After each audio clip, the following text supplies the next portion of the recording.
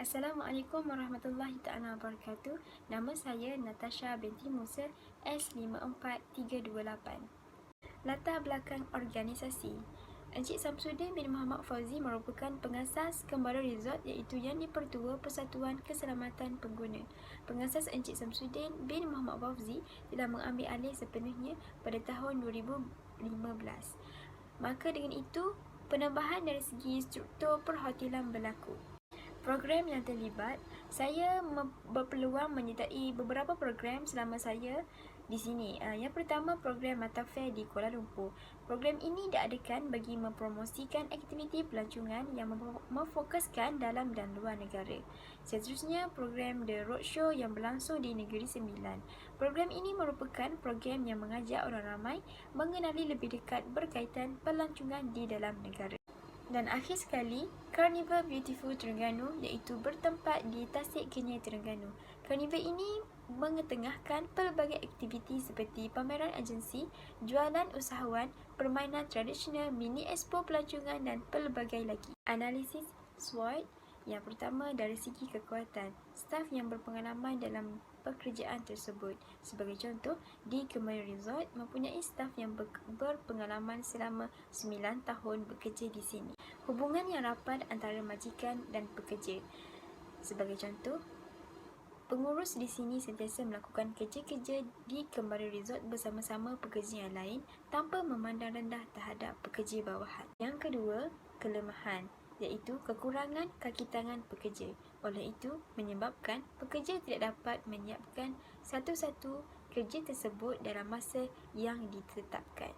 Dari segi peluang, penambahbaikan dari segi struktur resort. Hal ini dikatakan kerana struktur resort yang sedia ada sudah lama menjadikan tempat tersebut rosak. Sebagai contoh, kayu yang digunakan untuk penginapan chalet haruslah dibaiki.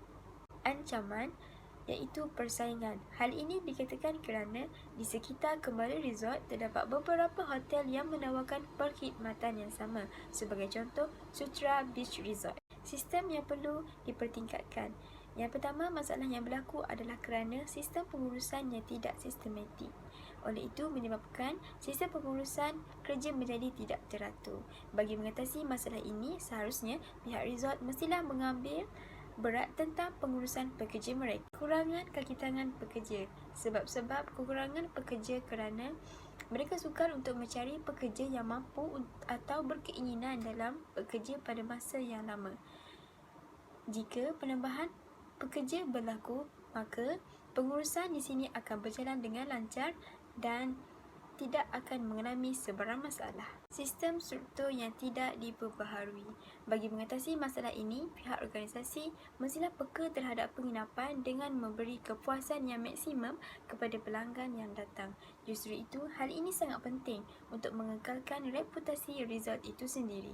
Sistem kehadiran pekerja yang tidak sistematik, iaitu melalui penggunaan WhatsApp.